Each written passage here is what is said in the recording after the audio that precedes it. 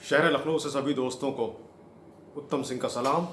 पहचान तो लिया होगा मुझे, आपका दोस्त उत्तम सिंह, जो आपके लिए यूट्यूब पर छोटे छोटे किस्से, छोटी कहानियाँ, छोटी कविताएं, गीत, गज़लें लेकर के आता है और आपसे भी इस बात की दरख्वास्त करता है कि आप भी कुछ भेजें ताकि उसे इस चैनल में पोस्ट किया जा सके। वो आज आपके सामने एक छोटा सा किस्सा लेकर के आया हूँ, एक ख़ास इमारत के बारे में जो कि बादशाह वाजिद अली शाह के समय में लखनऊ में तामीर हुई थी। और बादशाह वाजिद अली शाह जिस समय अवध की हुकूमत के बागडोर संभाली उन्होंने, तो उन्होंने बहुत सारे लोगों को अपने जो खादिम थे उनको तमाम खिताब अता किए। इनमें से एक थे मोहम्मद हुसैन अली ख़ां ख्वाजा असरा। ये भी काफ़ी बादशाह के नज़दीकी थे, तो बादशाह ने इनको दयानत उद्दौला का खिताब अता किया। अब ये दयानत उद्दौला कहलाने लगे और इनका रुतबा बड़ा ऊंचा हो गया। बादशाह ने तमाम चीज़ें, कुछ जागीर और घोड़े और खिलत और कुछ दास दासियाँ इनको सौंपे और इनका अच्छा रुतबा शहर लखनऊ में हो गया। और तब दयानत उद्दौला के मन में ये आया कि जब मुझको इतना रुतबा अल्लाह की तरफ से मिला है तो मैं एक करबला भी यहाँ पर बनवाऊँ। लखनऊ में रहने वाले लोग जानते हैं कि यहाँ पर नूरबाड़ी नाम का एक इलाका है पुराने लखनऊ में, जहाँ पर कि बहुत सारे शिया ख्वाजा असरा उस ज़माने में रहा करते थे। और वहाँ पर दयानत उद्दौला की करबला है। ये बड़ी खूबसूरत बनी हुई करबला है और इसका एक सुनहरा गुंबद है जो कि दूर से ही देखने में बड़ा अच्छा लगता है। इसे इन्हीं ख्वाजा असरा दयानत उद्दौला ने बनवाया था। तो हुआ साहब यूँ कि जब दयानत उद्दौला ने इसको बनवाना चाहा तो उन्होंने बादशाह से इस बात की इजाज़त ली और बादशाह ने कहा कि हाँ ठीक है, ज़रूर इसको बनाओ। और इन्होंने बनाना शुरू किया और बहुत खूबसूरत ढंग से इसकी तामीर हुई।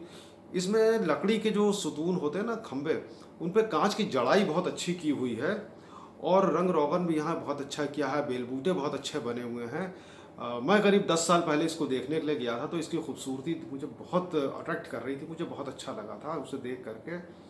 तो हुआ साहब कुछ यूँ कि जब इन्होंने इस करबला की सजावट पूरी कर ली, तैयार हो गई, तो इन्होंने सोचा कि बादशाह सलामत को इनवाइट किया जाए ताकि बादशाह आ करके इस करबला को देखें और खुश हों। तो बादशाह के पास जाकर के इन्होंने आदाब बजाया और बताया कि बादशाह सलामत, हमने अपनी करबला को पूरा कर लिया है, अब आपसे दरख्वास्त है कि आप भी आएँ और यहाँ पर आकर के इसे देखें।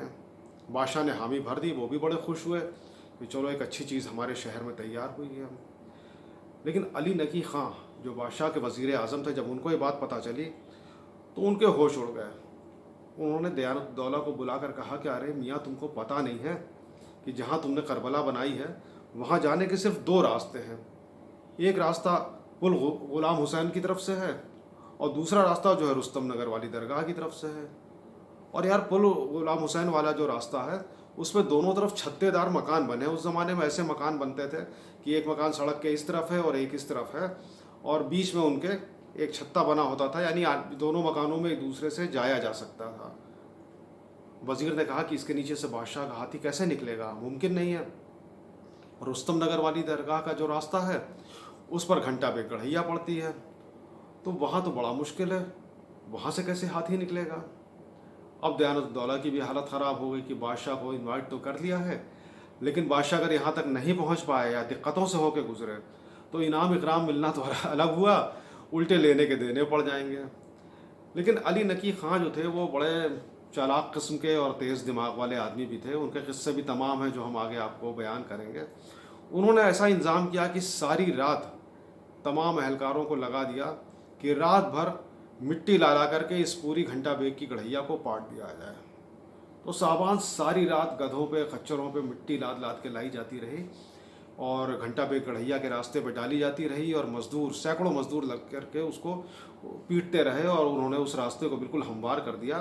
अगले रोज़ बादशाह अपने माही मरातिब निशान वाले हाथी पर बड़ी शान से वहाँ से गुज़रे, करबला में पहुँचे। वहाँ जाकर उन्होंने उसको देखा, ज़ियारत की, बड़े खुश हुए। और इस तरीके से घंटा बेग गढ़ैया को पाट करके दयानत उद्दौला की करबला तक पहुँचने का जो रास्ता रातों रात बनाया गया, वो अपने आप में एक मिसाल है।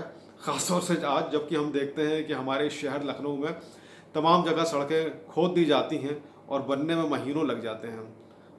तो साहबान, अगर 150 साल पहले इस तरीके से रातों रात एक सड़क को बिना साधनों के बनाया जा सकता था, तो आज सारे साधन होते हुए रातों रात सड़कों को क्यों नहीं बनाया जा सकता।